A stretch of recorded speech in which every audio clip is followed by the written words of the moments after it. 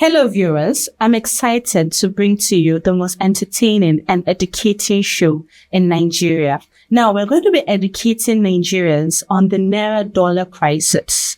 I'm your host, Aisha Abdulkadir Yusuf. This is your voice. Now, Nigeria has been facing a significant issue on this Naira-Dollar crisis, impacting various economic crisis in Nigeria. Now we're going to be looking at the effects, the challenges, and possible solutions to the Naira-Dollar crisis.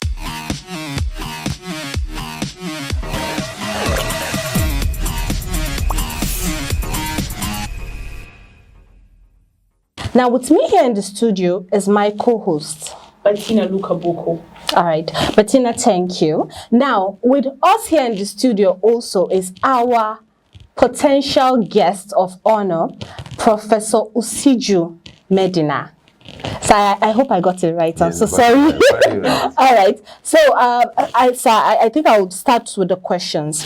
Okay. Now, for one, food has been food inflation has been very drastic right now. I go out today, food price, maybe let's say bag of rice is 15,000. Next tomorrow is 15,500. So people are not finding it easy. How is food inflation affecting Naira-Dollar crisis? How does it tally? Thank you for having me. I think the government has responded well by directing that the grains should be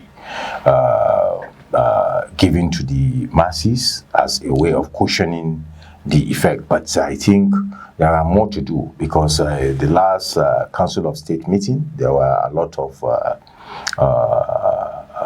milestone reached by both the federal government and the state government.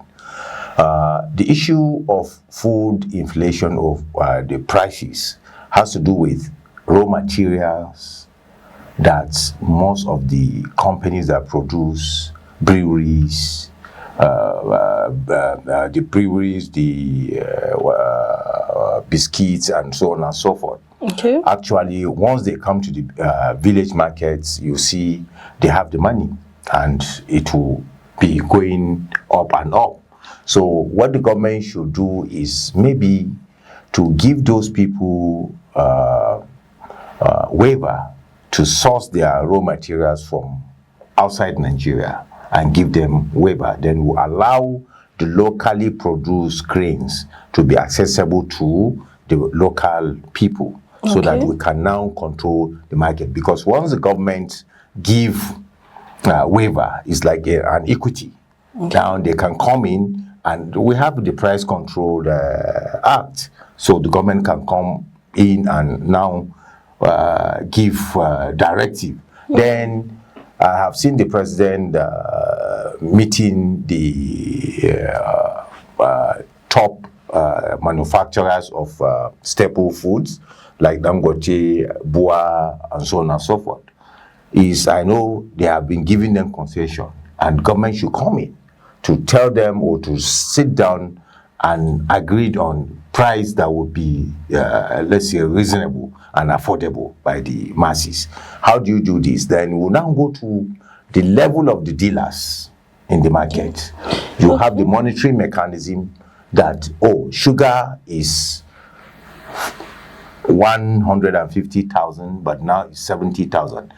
Those that are holding these commodities, you force them to bring it out, the way the government did to the dollar, because the dollar was going towards 2,000. By the time now the dollar now reversed to 1,006, those that were hiding the dollars, they came out and start selling it out. Okay, Professor, so, now my next question is, what is CBN? What measures is CBN taking to tackle the reform of Bureau de Change? No, they have done something very good, and I think by trying to capitalize the BDC sector, and trying to reorganize it, and I think there is issue of now the capital base, where you have people.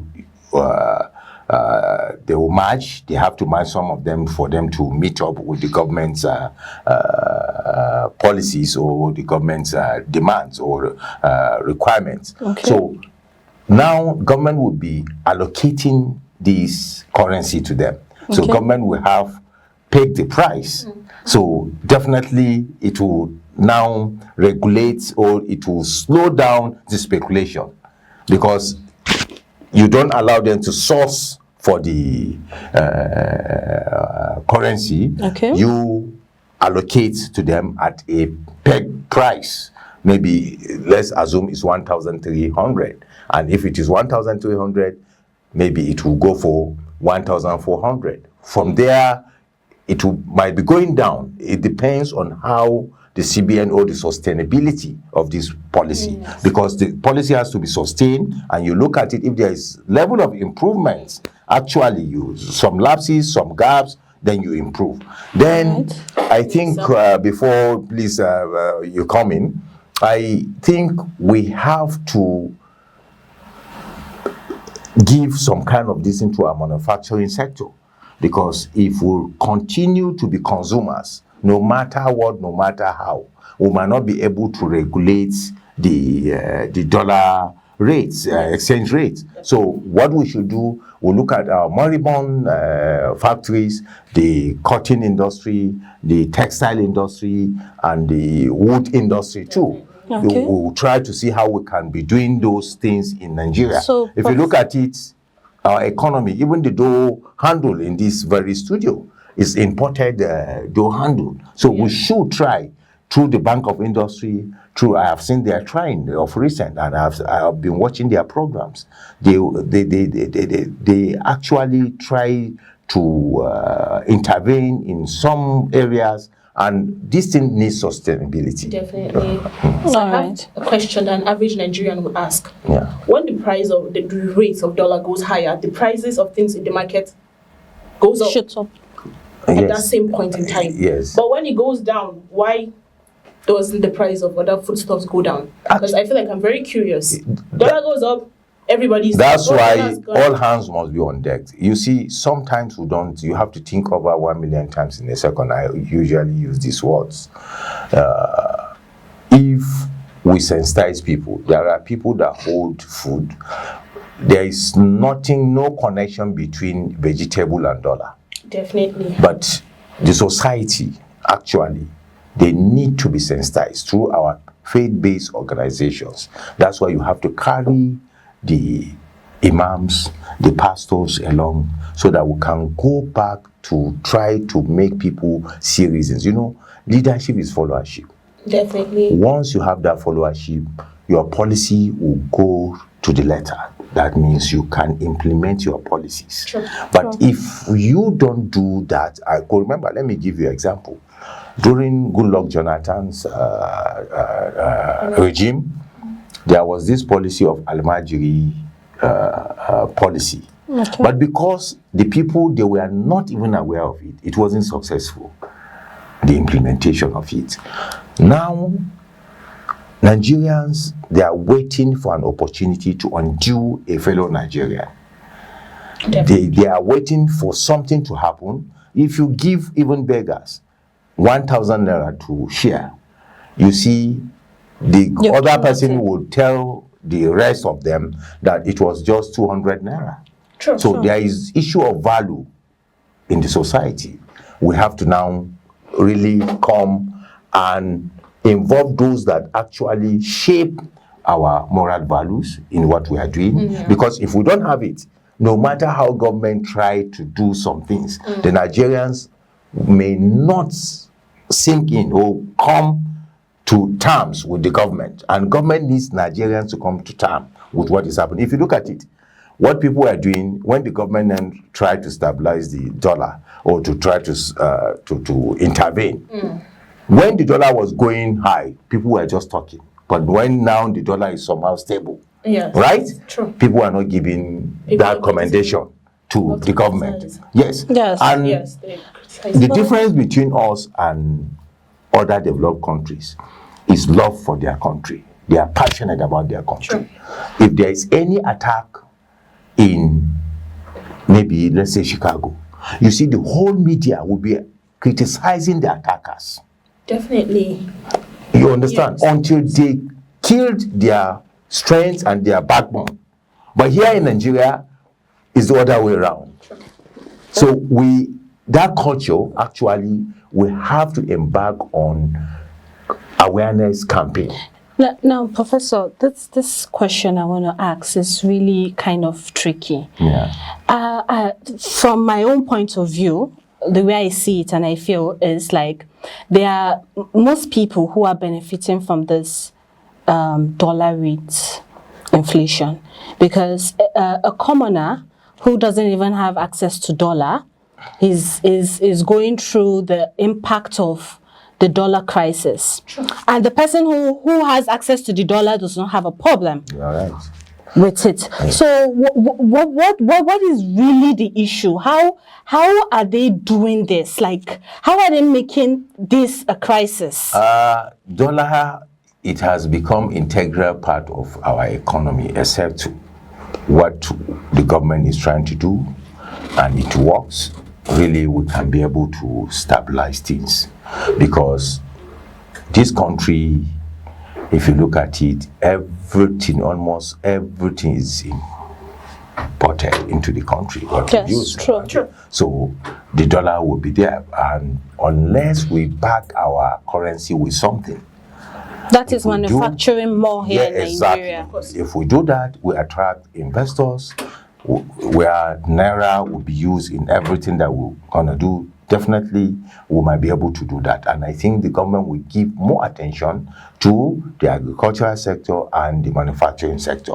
If we do that, because most of the raw materials, we have it here in Nigeria. All we need is to have The right people who are going to channel exactly into those exactly, manufacturing and the right systems. people that will supervise whatever we're doing. Sometimes our supervision has problem. True. So true. the layers of supervision, you have the National Assembly, you have the executive, you have the anti-corruption, you have this, and the populace, and the media itself must do that. Like this studio actually will now follow the budget to see the implementation of this budget. How is it going to do? And you'll be reporting to people. The government will pick loopholes from, I think, so place needed to be blocked. Yeah. There is leakage in so place. Human beings actually managing them is very, very difficult. Sure. Even Thank you. a household, you know how it is. Thank Yes. you so much, Professor, because it's not easy. Bettina, I'll let you come in. It's not easy because we go out to look for our daily 2K, Yeah. and now just going out to look for that daily 2K has become a problem because you have to spend maybe 10 to 15,000 just to get that daily 2K. So I feel it's of no use now. It's like you're suffering more than any more. So Nigerians are really like sad about this Naira-Dollar crisis, and I just pray, like what you said, I picked some points. You said Nigerians, we need to manufacture more rather than import from outside because we value resources from outside. Meanwhile, we have the resources here at home that we can use for our own benefits. So I think that's a good one. Yeah. So Bettina, I'll let you ask your last question. No, I think it's very important to highlight the issues, right? But I feel like at the end of the day, the most important thing to do is solutions, right? Yeah. So I would like to ask you, what measures do you think can be put out there to control inflation? What advice would you think that would be necessary to put in place to control this dollar Naira crisis I think- and to reduce the heavy dependency on the dollar rate? You see, you think global and act locally. What I said that will solve this problem. Okay. Let me give an example with microfinance bank, how it started, how it originated, and what impact it made. It was in Bangladesh. Professor Muhammad Yunus, with his students, started making some researches on how to help the peasants, weavers, and what have you. At the end of it, let me just cut the story short because of time. Microfinance in that very country worth more than $10 billion. So if you're occupying an office, you try to tap from those people in the academia, those people within, around the country that are successful, the way the president called Dangote and Co. And I think we should just go down to those people that are making research on our economy, real-time economy. Real-time, they are making research. Thank you very much, Professor, for coming. It was an honor having you here, and we hope to see you other time when we discuss more trending issues in Nigeria. And to you viewers, thank you for watching, and don't forget to follow us on all our social media platforms at PBAT Media Center.